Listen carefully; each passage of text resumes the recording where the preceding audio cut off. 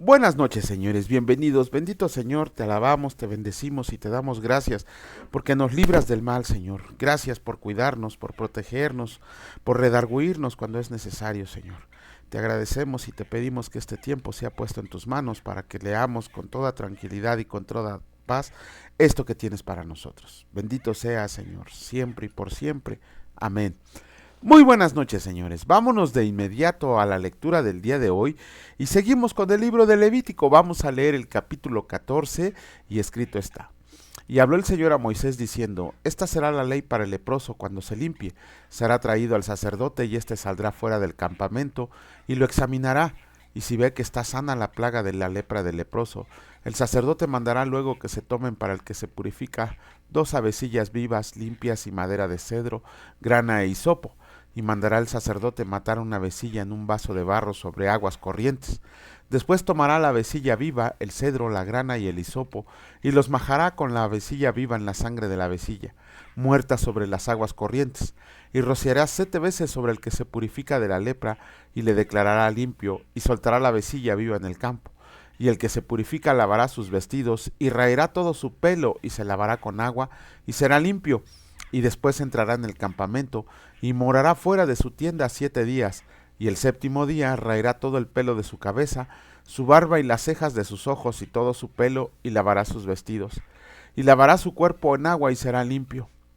El día octavo tomará 2 corderos sin defecto y una cordera de 1 año sin tacha, y 3 décimas de efa de flor de harina para ofrenda amasada con aceite, y un log de aceite, y el sacerdote que le purifica presentará delante del Señor al que se ha de limpiar con aquellas cosas a la puerta del tabernáculo de reunión.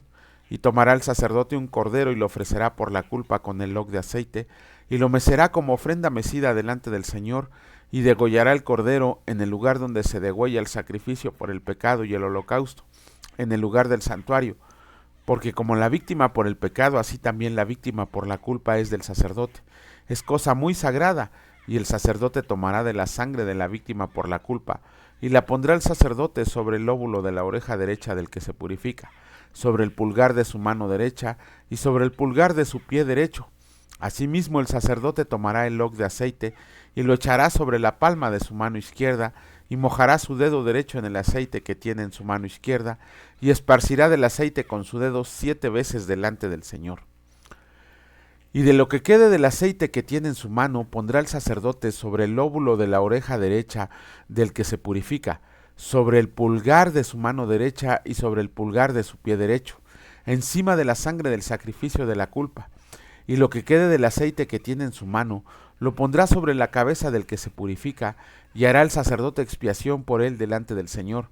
Ofrecerá luego el sacerdote el sacrificio por el pecado, y hará expiación por el que se ha de purificar de su inmundicia. Después degollará el holocausto, y hará subir el sacerdote el holocausto y la ofrenda sobre el altar.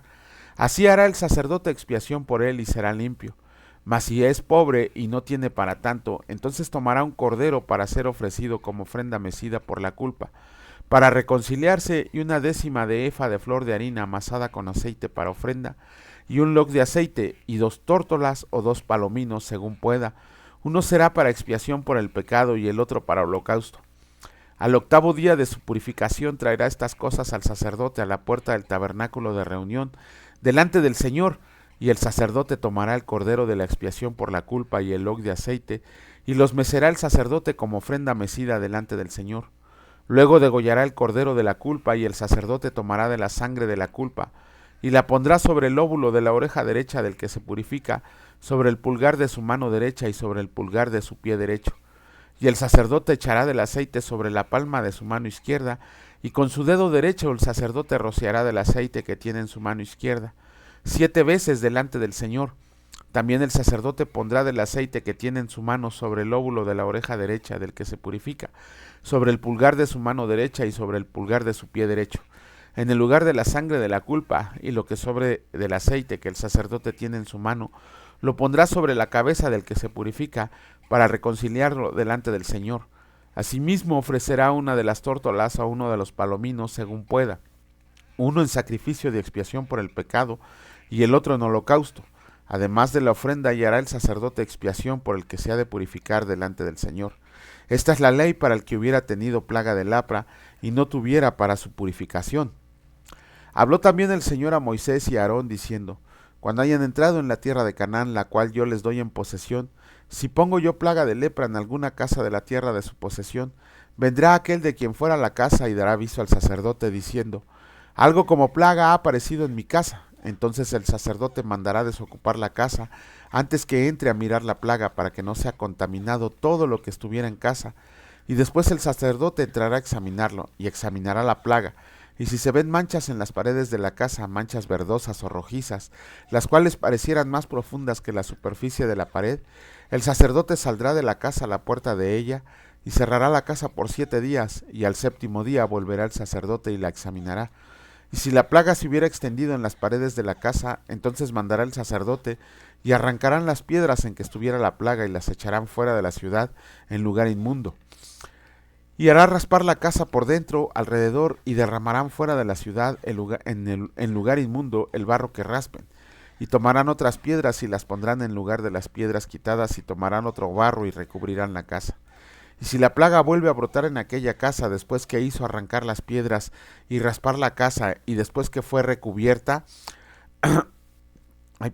entonces el sacerdote entrará y la examinará, y si pareciera haberse extendido la plaga en la casa, es lepra maligna en la casa, inmunda es. Derribará por tanto la tal casa, sus piedras, sus maderos y toda la mezcla de la casa, y sacarán todo fuera de la ciudad al lugar inmundo. Y cualquiera que entre en aquella casa durante los días en que la mandó cerrar, será inmundo hasta la noche, y el que duerma en aquella casa lavará sus vestidos. También el que coma de la casa lavará sus vestidos.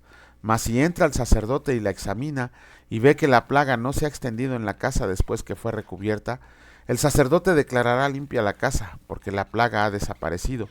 Entonces tomará para limpiar la casa 2 avecillas y madera de cedro, grana e hisopo, y degollará una avecilla en una vasija de barro sobre aguas corrientes.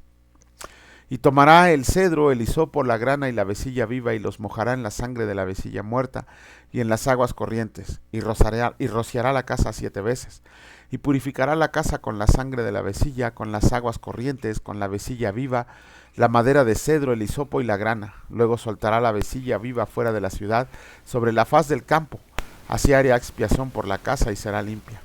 Esta es la ley acerca de toda plaga de lepra y de tiña, y de la lepra del vestido y de la casa, y acerca de la hinchazón y de la erupción y de la mancha blanca, para enseñar cuándo es inmundo y cuándo limpio. Esta es la ley tocante a la lepra.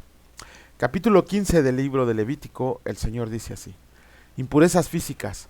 Habló el Señor a Moisés y a Aarón, diciendo: Habla a los hijos de Israel y díganles: Cualquier varón, cuando tuviera flujo de semen, será inmundo, y esta será su inmundicia en su flujo, sea que su cuerpo destiló a causa de su flujo, o que deje de destilar a causa de su flujo, él será inmundo. Toda cama en que se acueste el que tuviera flujo será inmunda, y toda cosa sobre la que se siente inmunda será.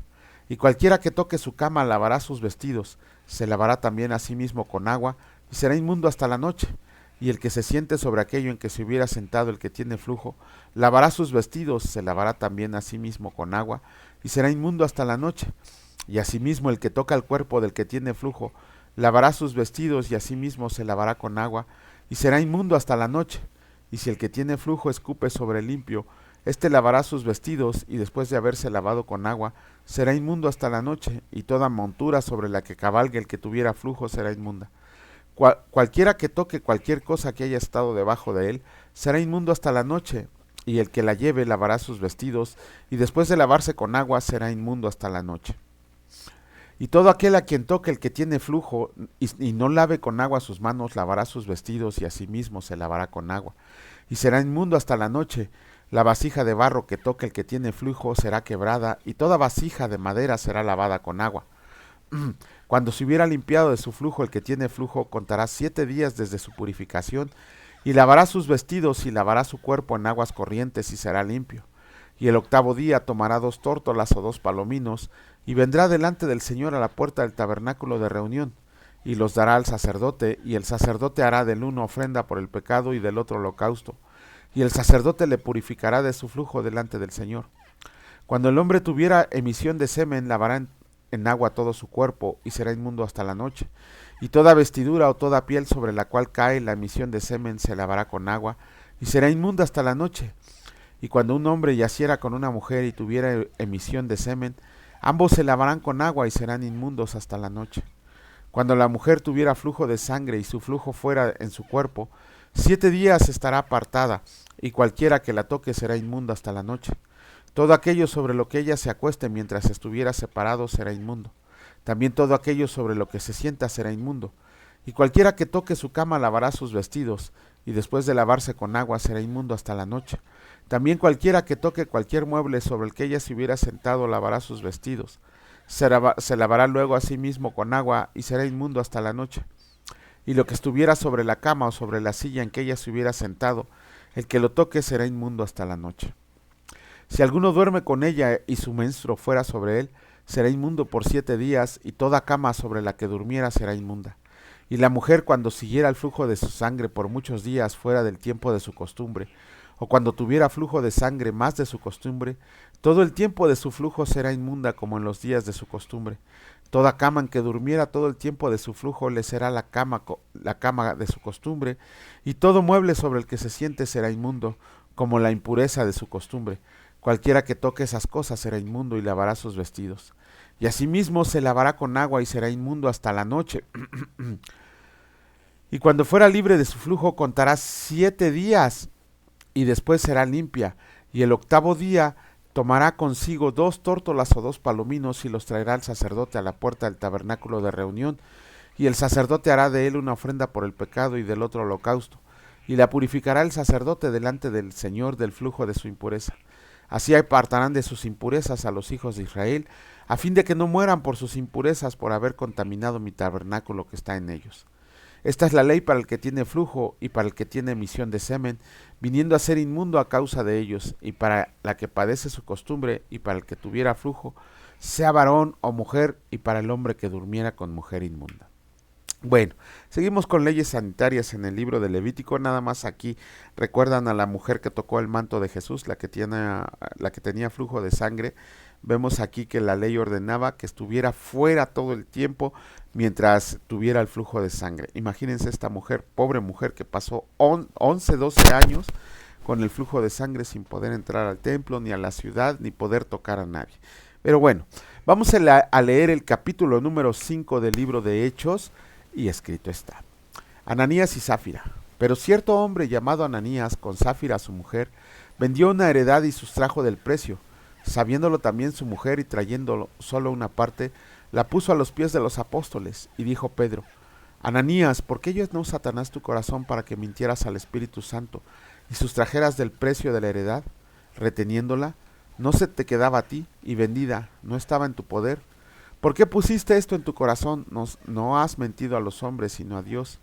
Al oír Ananías estas palabras, cayó y expiró, y vino un gran temor sobre todos los que lo oyeron, y levantándose los jóvenes lo envolvieron, y sacándolo lo sepultaron.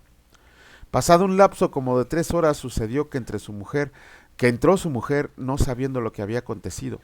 Entonces Pedro le dijo: Dime, ¿vendiste en tanto la heredad? Y ella dijo: Sí, en tanto. Y Pedro le dijo: ¿Por qué convinieron en tentar al Espíritu del Señor? He aquí a la puerta a los pies de los que han sepultado a tu marido, y te sacarán a ti. Al instante ella cayó a los pies de él y expiró, y cuando entraron los jóvenes la hallaron muerta y la sacaron, y la sepultaron junto a su marido. Y vino gran temor sobre toda la iglesia y sobre todos los que oyeron estas cosas. Muchas señales y maravillas.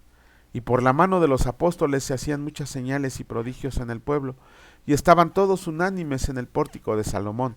De los demás ninguno se atrevía a juntarse con ellos, mas el pueblo los alababa grandemente, y los que creían en el Señor aumentaban más, gran número así de hombres como de mujeres, tanto que sacaban los enfermos a las calles y los ponían en camas y lechos, para que al pasar Pedro o a lo menos su sombra cayera sobre alguno de ellos.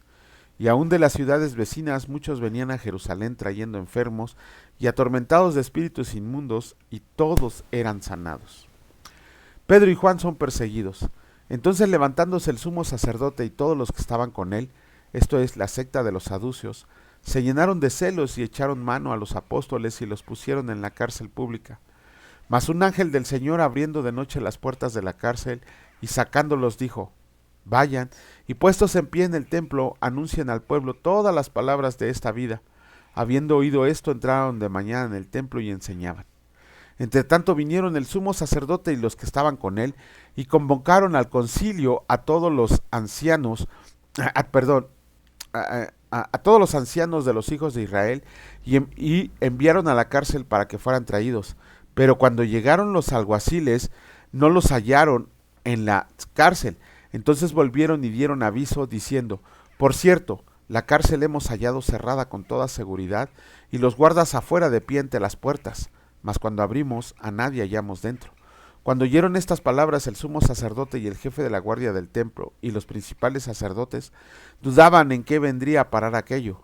Pero viniendo uno les dio esta noticia: he aquí, los varones que pusieron en la cárcel están en el templo y enseñan al pueblo. Entonces fue el jefe de la guardia con los alguaciles y los trajo sin violencia, porque temían ser apedreados por el pueblo. Cuando los trajeron, los presentaron en el concilio, y el sumo sacerdote les preguntó diciendo: ¿no les mandamos estrictamente que no enseñaran en ese nombre? Y ahora han llenado a Jerusalén de su doctrina y quieren echar sobre nosotros la sangre de ese hombre. Respondiendo Pedro y los apóstoles dijeron: es necesario obedecer a Dios antes que a los hombres. El Dios de nuestros padres levantó a Jesús, a quien ustedes mataron colgándole en un madero. A este Dios ha exaltado con su diestra por príncipe y salvador, para dar a Israel arrepentimiento y perdón de pecados. Y nosotros somos testigos suyos de estas cosas. Y también el Espíritu Santo, el cual ha dado a Dios a los que le obedecen. Ellos, oyendo esto, se enfurecían y querían matarlos. Entonces, levantándose en el concilio un fariseo llamado Gamaliel, doctor de la ley, venerado entre todo el pueblo, mandó que sacaran fuera por un momento a los apóstoles, y luego les dijo: varones israelitas, miren por ustedes lo que van a hacer respecto a estos hombres. Porque antes de estos días se levantó Teudas diciendo que era alguien. A este se unió un número como de 400 hombres, pero él fue muerto, y todos los que le obedecían fueron dispersados y reducidos a nada. Después de este se levantó Judas el Galileo en los días del censo, y llevó en pos de sí a mucho pueblo. Pereció también él, y todos los que le obedecían fueron dispersados. Y ahora les digo: apártense de estos hombres y déjenlos, porque si este consejo o esta obra es de los hombres, se desvanecerá, mas si es de Dios, no la podrán destruir, no sean tal vez hallados luchados contra Dios. Y convinieron con él, y llamando a los apóstoles después de azotarlos, les intimaron que no hablaran en el nombre de Jesús, y los pusieron en libertad, y ellos salieron de la presencia del concilio, gozosos de haber sido tenidos por dignos de padecer afrenta por causa del nombre. Y todos los días en el templo y por las casas no cesaban de enseñar y predicar a Jesucristo. Terminamos el capítulo 5, muy interesante porque vemos que la honestidad es importantísima para el Señor. Al Señor no le podemos mentir, con el Señor no podemos jugar, al Señor no le podemos esconder nada. No fue un castigo, fue una lección para todos los demás, que la santidad debe de ser un camino que nosotros no solo elijamos, sino que vivamos en ella diariamente. Tenemos que aprender a que en Dios tenemos que confiar, tenemos que decirle la verdad, tenemos que confesarle las cosas como son, y Él hará. Y al final vemos un personaje que vuelve a salir en otra ocasión cuando Pablo describe su currículum, que es Gamaliel, un hombre muy inteligente. No sabemos si Gamaliel se convirtió o no a Jesucristo, pero él dijo una verdad muy grande: no sea que sea verdad lo que digan estos hombres y nos hallen luchando contra Dios. Pero bueno, con esto terminamos el día de hoy. Si mañana Dios lo permite, aquí seguiremos. Gracias, Señor, por permitirnos este tiempo, por tu hermosa palabra que nos redarguye, que nos llena, que colma nuestro espíritu, y que sabemos que todo lo que está escrito es para bien. Te agradecemos, Señor, porque nos das lecciones grandes diariamente, porque todo quieres que hagamos bien y que caminemos en santidad. Gracias, Señor, por la bendición y provisión del día de hoy. En el nombre de Cristo Jesús. Amén. Que Dios les bendiga, señores, y si Dios lo permite, nos vemos el día de mañana. Cuídense mucho. Hasta luego.